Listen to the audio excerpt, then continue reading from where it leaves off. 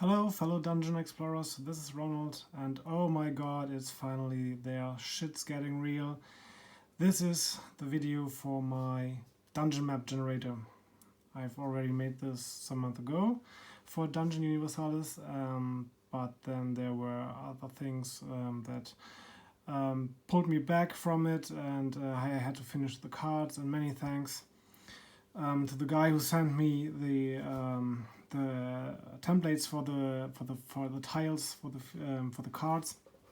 I'll give you some props in the description and at Boardgame Geek, where I'm going to upload all the files needed for this. And yes, let's have a look at it. I'm very excited about it. If this will work for you, like it's working for me. I haven't played that much sessions with it, but the demo sessions I have made are working pretty fine. The dungeon map generator is kind of limited. This is because of we have a higher limitation on the tiles we can use, and we have some limitations in the gameplay.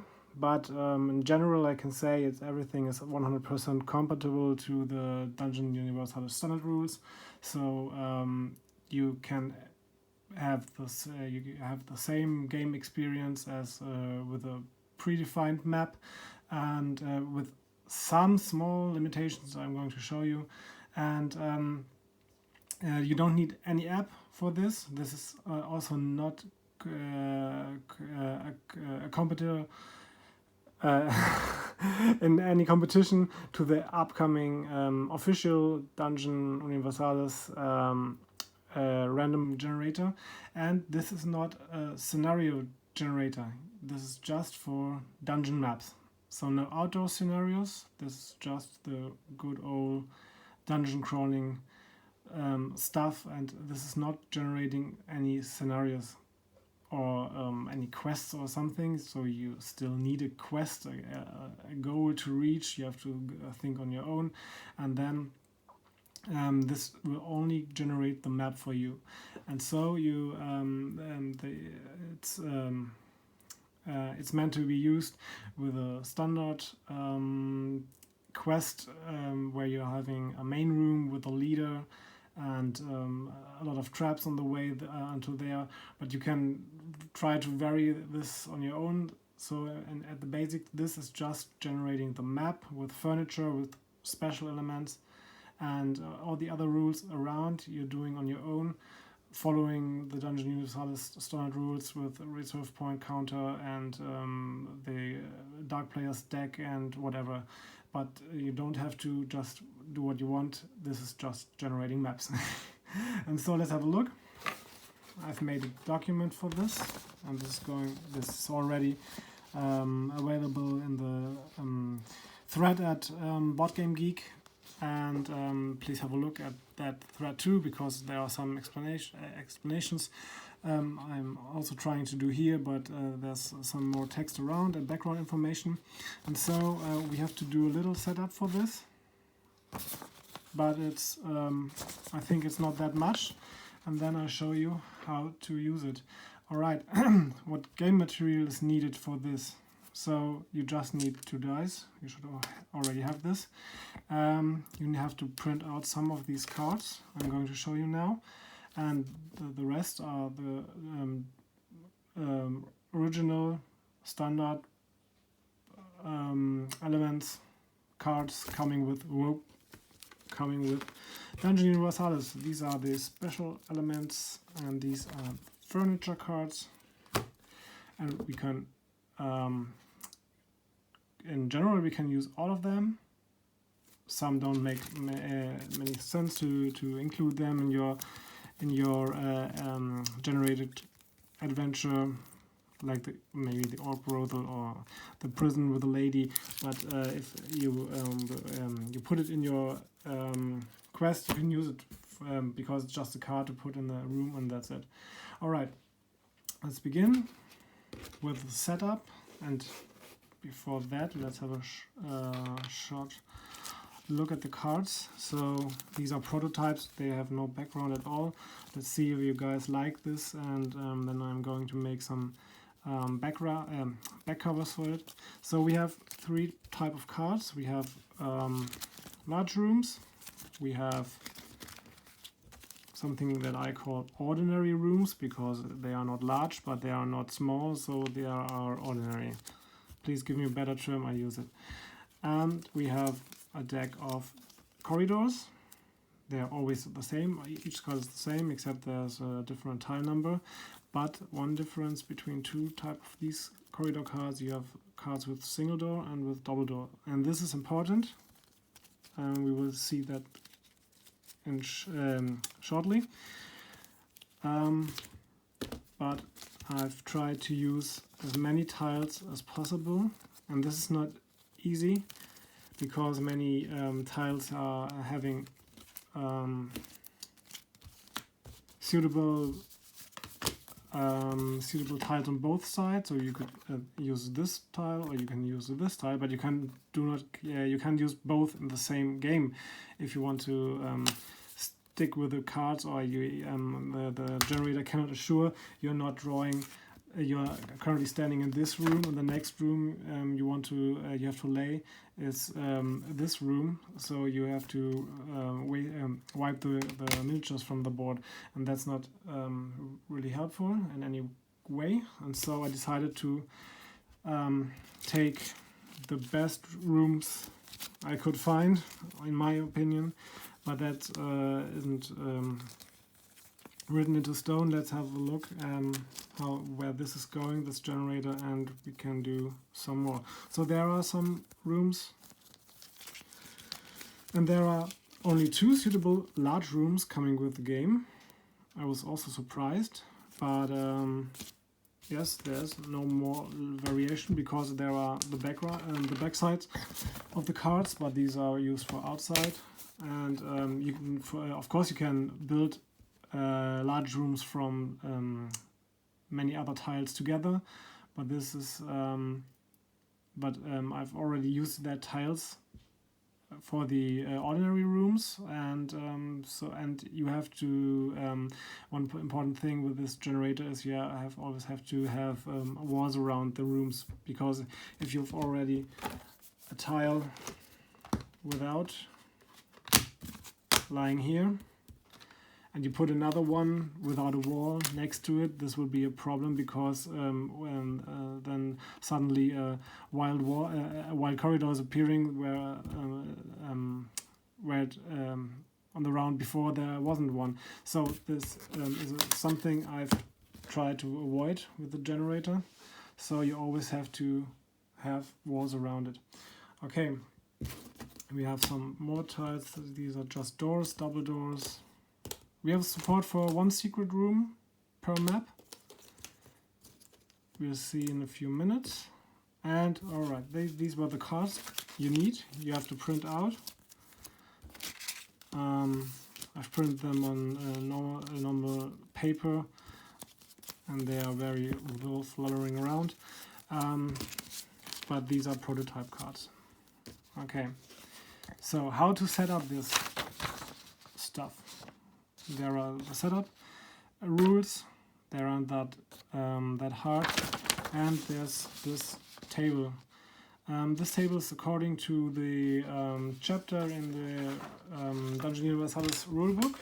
I'll show you. There's a chapter called Design Your Own Quests, and I've studied this and taken all the numbers from there that Ludwig Dragon is recommending for the usage. For the usage of the corresponding number of heroes and VP level, and so whenever the setup says you have to take the proper number of amount of cards, then you have to look at this table and you have to know how many heroes you have, and that's it.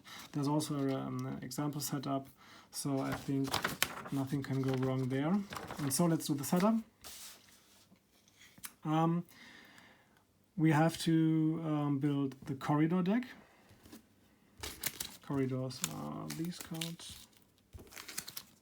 Come back to you soon. Alright, like I already said, there are single doors and double doors.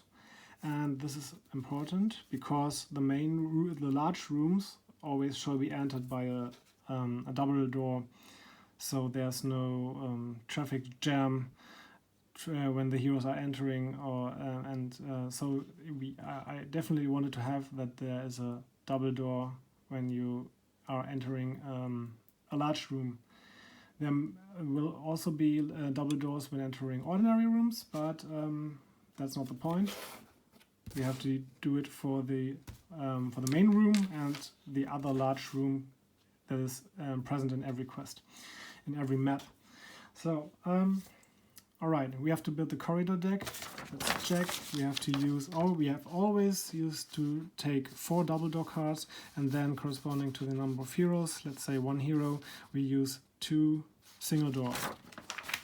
Okay, and the trick is we have to take 3 of the 4 double door cards, put them at the bottom of the new corridor deck. That's because the main room is always the exit room, the last room in the game.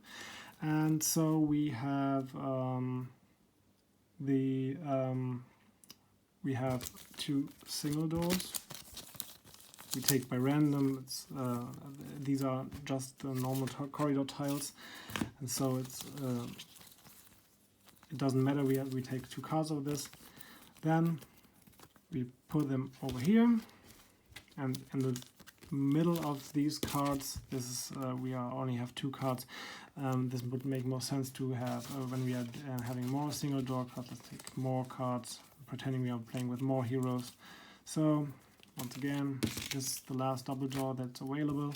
We have 3 double door at the bottom. We take 4 single doors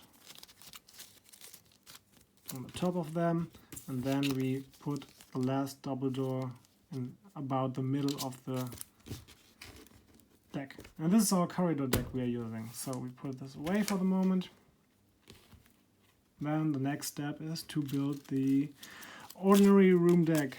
So we take all the ordinary rooms, we check the table again. Let's stick to 4 heroes to have more cards. We take 6 ordinary rooms. So we do blah blah, randomize them, 3 and 3 other ones. So we have 6 ordinary rooms, we shuffle them. The corridor cards don't get shuffled because we need the fixed order, but we shuffle these ordinary rooms, and we have our ordinary room deck. And we take 1 more ordinary room card, don't look at it, just for the camera, and put it away face down, so we don't know what this card is. This will be used for our secret chamber. If we discover it, we can use it. Okay, then we have 2 large rooms. These are the large rooms. We shuffle them, draw 1 by random, also put it away, because this will be our large room in the middle of the map. And then there will be the second large room card, and this one is going under the ordinary room deck. And that's it. These are the room cards. We have the corridors, we have the ordinary rooms with the main room, the large room at the bottom. So the last room will be the main room.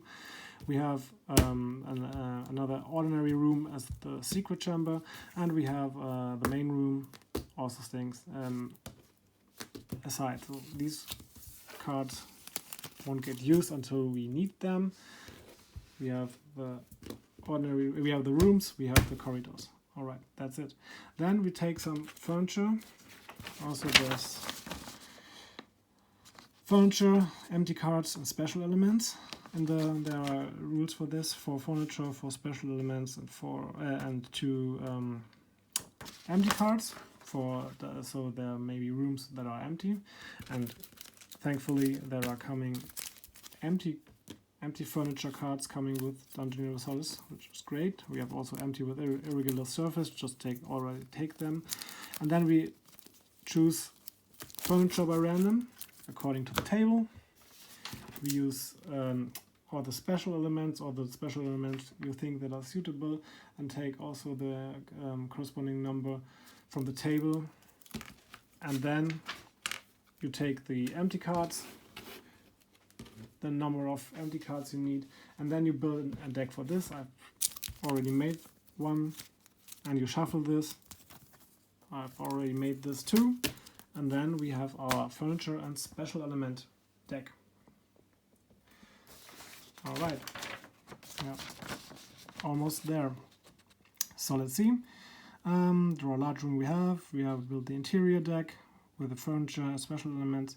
Then it's going to prepare the quest according to the usual rules. That's what I've already said. You have to think about a quest you want to play. You have to pay the leader. You have to pay to calculate the VP of your party. You have to set the reserve point.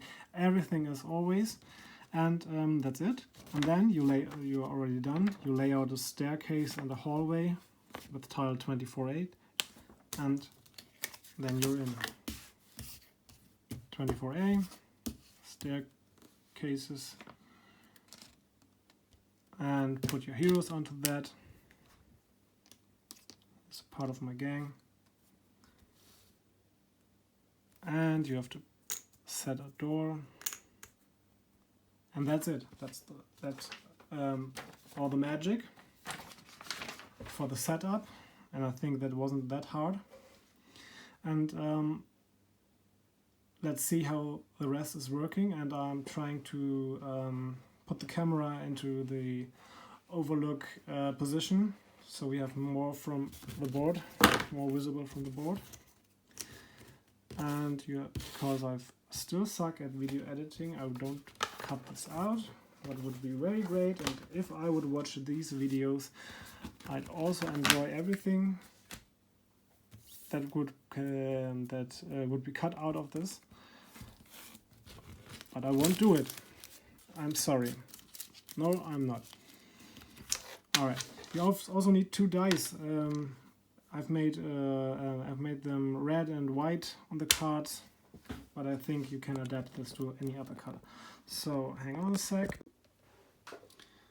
And then here we go again. And from a better perspective, this random dungeon map generator is creating the dungeon maps with absolutely 100% pure chaos, fuzzy logic, magic, black magic, logic, and you cannot say how this dungeon map is evolving. So it will start from here. We have put a door over here, and then the next room will go here.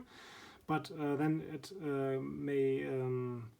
may develop that the next corridor is down here or over there, and the next one is to the left, and then up or whatever. So you need some space for this, or you just have to remove the last tiles, like I will do for this demo. And yeah, that's one of the things that aren't so optimal with the generator, but I don't know how to fix that. And so let's see how this works. And so let's pretend this is our party represented by this guy. He's go over there, he's opening the door, and then we will draw our first card from the from the room deck. And the generator is following a very simple principle. There on each corridor there's a room following, and on each room there's a corridor following, and so on and so on. So there are no 2 corridors coming next, or 2 rooms, except for the secret chamber. And so this is also a kind of limitation, but I didn't find a better way to get this working. Okay, alright, we have opened the door. We see we have to seek the tile 5A. It's this. This is absolutely symmetric, so this doesn't matter how to take it, but for general I say that the tile number is on the bottom left. Then we roll the 2 dice, and let's see. We have a white 1 and a red 5. And then according to the card, we seek the red 5. That's over here. So this is the entry point, or the red dice are the entry points for the room, the possible entry points, and we have rolled a 5. So this door is over here. So we take the tile, we seek the 5, turn it around, and then we put it over there. That's the first trick. Now where's the exit door, you will ask.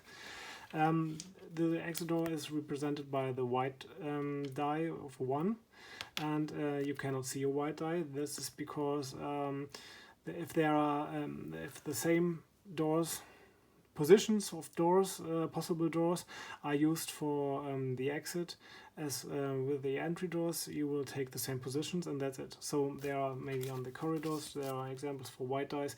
There are some rooms I have that have white and red dice. If the white dice are missing, just take the positions of the red ones. And if you're rolling the same number, you take the next one position clockwise. And this is an important rule too when the position is not working. So we have put the 5 over here. Let's see where's the exit. The room is lying like this for now. So 1 is at the top. So it's a valid exit. And if we would have rolled a position that's not working, because you would connect an already existing tile to your new room, or there's no space for the corridor after that or whatever, then you have to take the next position clockwise until you find a valid position, and there should always be a valid position. Okay, fine. We are going up there, and I think you have to already to reposition this. Oh, we are not done. I'm sorry. When we have entered the room, and we are following with the standard Dungeon Universalis gameplay rules, so we would have rolled for an obstacle at the door. We will roll for encounters when entering the room, and whatever. But we take for the setup of the room. Now we have the doors, the entry and the exit door. We take the card from the furniture, from the interior deck, and this is a water well. So in this room there's a water well. We have take this from Dungeon Saga, very great, and then we have to place it, and I've written that into the rules as a recommendation. Place it over there where not the enemies spawning in the room are affected. So maybe if this is a column or a statue, you can place it even in the enemies, but please don't, but this is a recommendation, please don't put it just here because it's blocking the enemies, or maybe you want to do this because it will make it more interesting. Do what you want, be creative. You can roll the dice again to determine a position, and with column and row and whatever. I will place it here and everything will be fine. So there's furniture in this, absolutely great. I put this away and we head out for the door. Lana goes here for the door. I will rearrange this. So, and as I told you, after a room comes a corridor. We draw a corridor card. This is a corridor card with a single room. Tile number 3, 3A to be precise. And I have it. So, if there are arrows on the card, then these are the entry arrows. So you always follow the red, like the red die, as an entry point. And if this won't fit because there are already lying tiles and they will getting overlapped, you use the green arrow. So, but this is working. This is the tile, and then we can use this as an entry point. I will move this over here.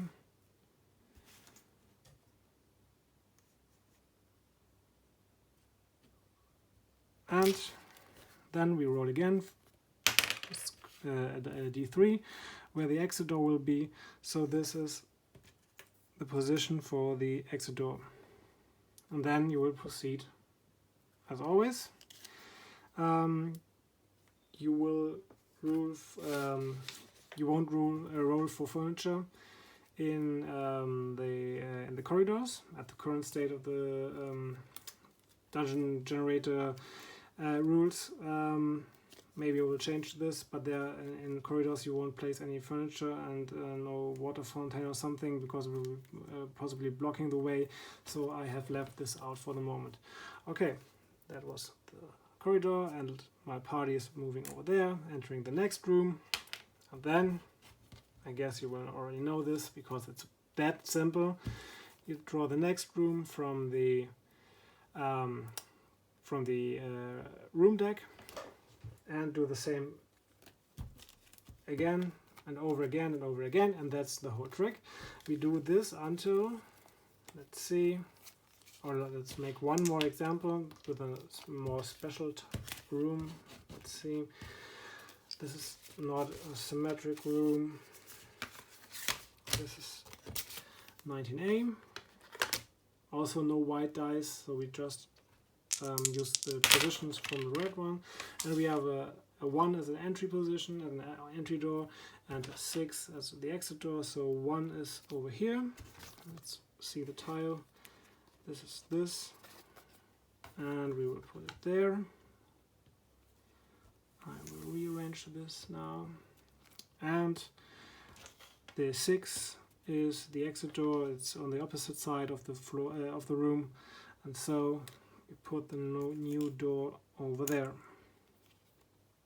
That is the whole magic for the generator. And again, if this wouldn't be a valid position, we'll take the next position, which will be the 4 down here as the new position, but it will work in the moment. And then again, we draw from the furniture deck. Oh, this room is empty. Great. This is why the empty cards are on the deck. But there could also be special elements like spider webs or other special elements. The dead adventurer we will place now like the furniture before there, where no enemies are affected or whatever. And that's it. So when it comes special again, there will be, when you have added some more corridors, there will be the situation when you are drawing the first corridor with a double door. And the first corridor with a double door will always lead to the large room. Not the main room, the exit room, or whatever you call it, but the large room we have put aside during the setup. So let's pretend we have added this, and I've positioned this better. So we have chosen this corridor, we've put it down, we have rolled for the position of the door, but I can make this short because I don't have to roll for it, because the large room won't fit in here. And so we have to take this over here as the exit position, so we don't have to roll for this. And it's a double door, so we place a double door over here. And then let's see what large room I've put aside. It's the large room with a fireplace over there. So let's see. On this, once again, we roll the dice. Let's see, 5 and 1. 5 is over here, and 1 is over here. So 5 is the entry point, the entry door, and so I have to flip this around.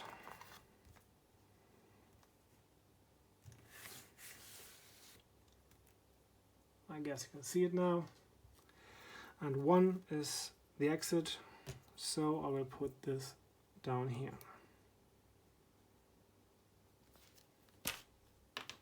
And that's it. I will take another card from the furniture deck, place the alchemy table wherever we want, follow the general rules of Dungeon Universalis, and rolling for an encounter when playing with an artificial dark player.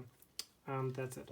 This was the the first large room we have on the map, and then we will follow again for the until we have no cards in this. And at the bottom of the ordinary room deck, the room deck, after the ordinary rooms, there will be the final room, and we will have an open door, a double door for this, because the last cards are always the ones with the double doors.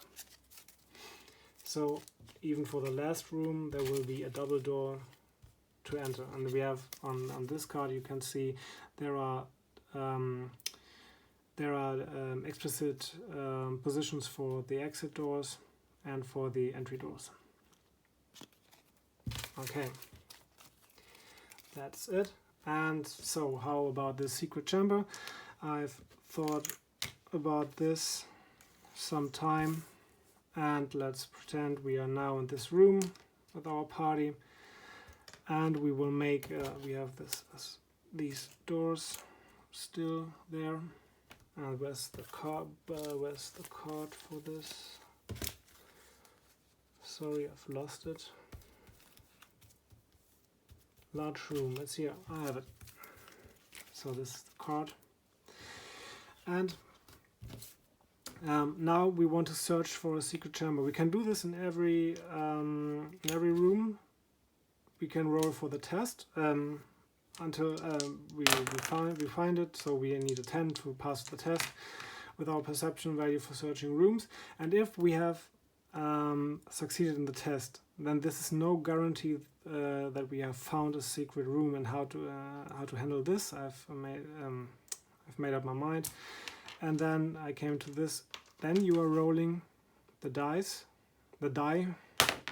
where this will where the secret room will be revealed. And if there is already a door, you will take the same positions as the exit positions of a room. So in this case, exit and entry positions are the same. So we have to check. If I would have ruled, the card is down over there. If I've rolled a 1 for the secret room, there's already a door. So you have succeeded in the test, but there won't be a secret chamber. And in the 5 is the same, because this is where we are coming from. And 1 and 5, you cannot. Even if you've succeeded in the secret room chamber, whatever test, you may still have the chance that you will not find a room. But if you have rolled for a position that's available, because there are laying no other tiles, and there are no doors already laid out, then you will put the secret door marker there at that position, and everything goes as usual. In Dungeon Universalis, you have to open that door and roll for obstacle and whatever. And then if you enter this room, if you have managed to open the door, then you will take the card we have put aside from the ordinary deck in the setup. This is the secret room, and I've put some rules in the document for the secret room. There are no enemies ever in this room. There's always a chest in the room. The chest is always on the opposite side, and so you may encounter traps when trying to go over there. And yeah, just look at the rules. That's it. This is how the secret chambers are implemented. Gets that room. You also have to, for sure, of course, have to roll for where the entry point is, like in every other room. So it may also be like this, and the chest is going at the other end, at the other wall. But I have no chest marker. Okay, let's pretend this is a chest. What a great chest. Okay, that's it. That's the secret chamber. There can only be one secret chamber because we have only one card. And there's still a chance you succeed in the test, but there is no position available for this, and so there's still a chance that you not have a 100% chance to find the room. And of course, you can always search every room only for one time, until you find a secret chamber. So if you have succeeded the test for the first time, then and there wasn't a position, then you cannot search this room again, because there we pretend that there isn't a secret chamber in this.